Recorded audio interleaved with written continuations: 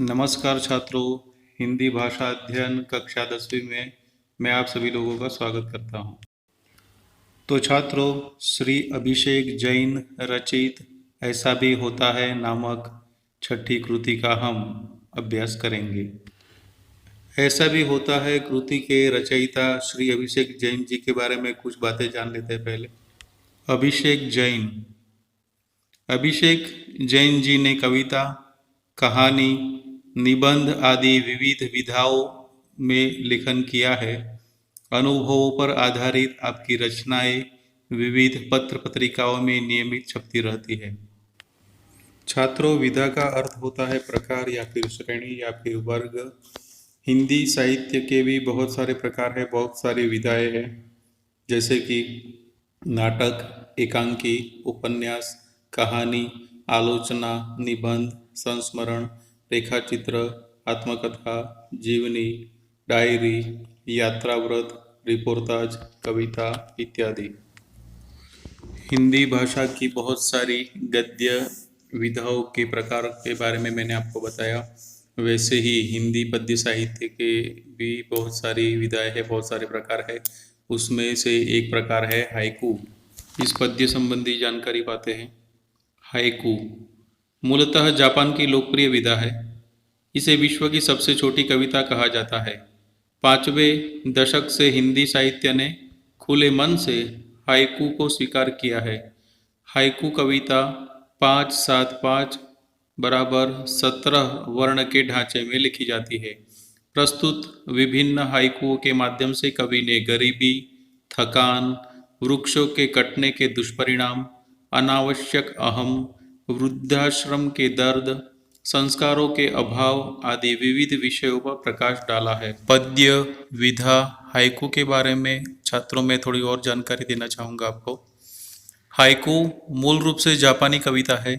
Haiku का जन्म जापानी संस्कृति की परंपरा, जापानी जनमानस और सौंदर्य चेतना में हुआ और वही पला है।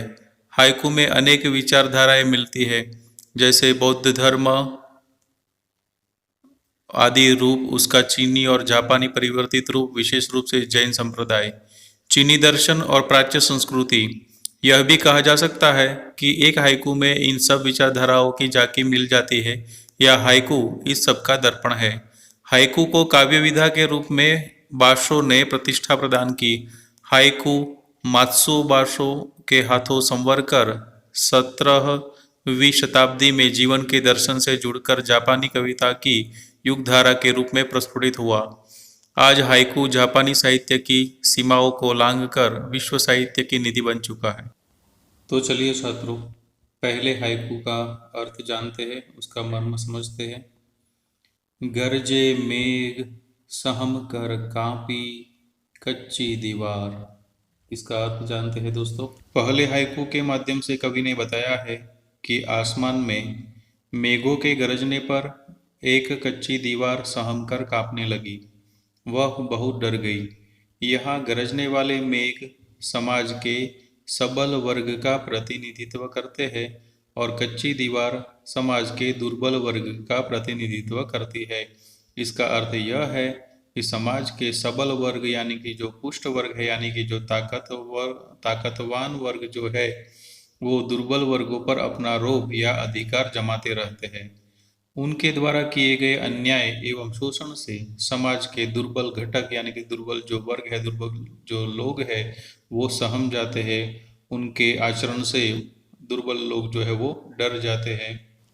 चलिए छात्रों, दूसरे हाइकू को समझते हैं। रवि चढ़ाए निर्मल किरणों से धरा को अर्घ्य।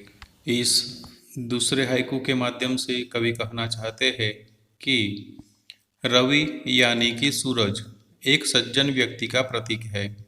सूरज प्रतिदिन अपने निर्मल किरणों से धरती को प्रकाशित करता है। बदले में वह धरती से किसी भी चीज की अपेक्षा नहीं करता। उसका कार्य निस्वार्थ एवं मानवता के लिए होता है। ठीक उसी प्रकार सज्जन व्यक्ति दीन दुखियों के लिए अपना सर्वस्व अर्पण कर देते हैं। इसके बदले में वे किसी भी प्रकार की चाह नहीं रखते हैं, तब जाकर उन्हें सज्जन कहा जाता है। चलिए छात्रों, अब तीसरे हाइकू का अर्थ ग्रहण करते हैं। आके पसरी थकी हारी किरण दरा की गोद। ये तीसरे हाइकू में कवि कहते हैं कि दिन भर सभी को रोशनी देने वाली किरण शाम होते ही थक जाती है और वह धरा की गोद में आकर विश्राम करती है। प्रकृति का यही नियम है। जो श्रम करता है वह दिन ढलने के उपरांत थक जाता है। व्यक्ति दिन भर मेहनत करता है और फिर शाम होते ही वह थक कर अपने घर आकर आराम करने लगता है। कुछ इस प्रकार से सुबह से लेकर शाम तक काम करने के बाद थकी हारी हुई किरण वो धरती की गोद में आके समा गई है, जैसे कि वो विश्राम कर रही है। चलिए छात्रों, चौथे हाइकू का अर्थ ग्रहण करते हैं। खुली आंखों ने जीवन भर देखे बंद सपने। इस चौथे हाइकू के माध्यम से कवि समाज में व्याप्त गरीबों की स्थिति का चित्रण करते हैं। गरीब व्यक्ति की आशा आकांक्षाएं कभी भी पूर्ण नहीं होती है। वह जीवन भर सपने देखता रहता है, परंतु उसके सपने कभी भी पूर्ण नहीं होते हैं। कुछ अमीर लोग आके बहुत सारे वादे करके जाते हैं गरीबों को, लेकिन फिर बाद में मुंह तक दिखाने के लिए नहीं आते हैं। तो इस वजह से यहाँ पर गरीबों के जो सपने हैं वो आखिर में सपने ही बनकर रह जाते हैं। चलिए छात्रों, पांचवें हाइकू का अर्थ ग्रहण करते हैं। कटते तरु उजड़ा आशियाना रोए पंखेरु। इस हाइकू में वृक्षों के कटने के दुष्परिणाम दिखाए गए हैं। वृक्षों को काटने से पंछियों का आशियाना यानी कि घोंसला उजड़ जाता है। वे बेघर हो जाते हैं, जिस कारण वे दुखी होकर रोने लगते हैं। चलिए छात्रों, छठे नंबर का जो हाइकू है उसका हम अभ्यास करते हैं। बच्चे पतंग माँ बाप थामे डोर छूते गगन। अब इसका अर्थ जानते हैं। इस हाइकू में बच्चों के जीवन रूपी पतंग की डोर माँ बाप के हाथ में होती है। वे अपने बच्चों को अच्छी शिक्षा और संस्कार देकर उनका जीवन संवारने की कोशिश करते हैं। माँ बाप के अथक परिश्रम और सुसंस्कारों के कारण ही बच्चे आसमान को छूते हैं, यानी जीवन में ऊंचा उठकर सफलता की मंजिल हासिल करते हैं।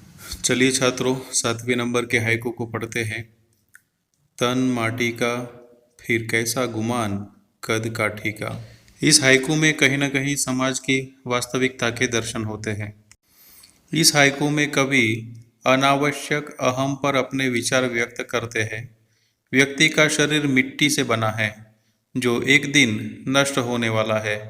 फिर भी व्यक्ति को अपनी इस छोटी सी जिंदगी पर बहुत बड़ा अभिमान होता है। मनुष्य को अपने जीवन से अभिमान का त्याग कर अपने जीवन को सुंदर बनाना चाहिए। उसे अनावश्यक अहम नहीं करना चाहिए। चलिए छात्रों, आगे आठवें नंबर के हाइकू को पढ़ते हैं। उड़ा पखेरु देखता रह गया ठगा सातरु। इस आठवें हाइकू में कवि ने मनुष्य की कृतज्ञता पर करारा व्यंग किया है। कृतज्ञता यानी कि आभार या फिर एहसानमंदी। तो आगे देखते हैं कि पक्षी का बच्चा जब तक छोटा होता है, यानी उसके पंखों में जब तक उड़ने की शक्ति नहीं आती, तब तक वह वृक्ष पर ही रहता है। लेकिन जब उसके पंखों में उड़ने की शक्ति या फिर ताकत आ जाती है, तब वह उस वृक्ष को छोड़कर अनंत आकाश में विचरण करने के लिए उड़ जाता है। उसे जाते देखकर पेड़ विस्मित यानी कि आश्चर्यचकित सा रह जाता है। उसी प्रकार संस्कारहीनता के कारण कई बच्चे बड़े हो जाने के बाद अपने माता पिता को छोड़कर दूर जाकर अपने लिए अलग बसेरा बना लेते हैं। इसे माता पिता किम कर्तव्य विमूढ़ हो जाते हैं। किम कर्तव्य विमूढ़ हो जाना यानी कि विस्मित हो जाना, यानी कि आश्चर्यचकित होकर रह जाना। तो चलिए छात्रों, आगे 9वें नंबर का हाइकू पढ़ते हैं। डाकिया चला बांटने सुख दुख भर के झोला।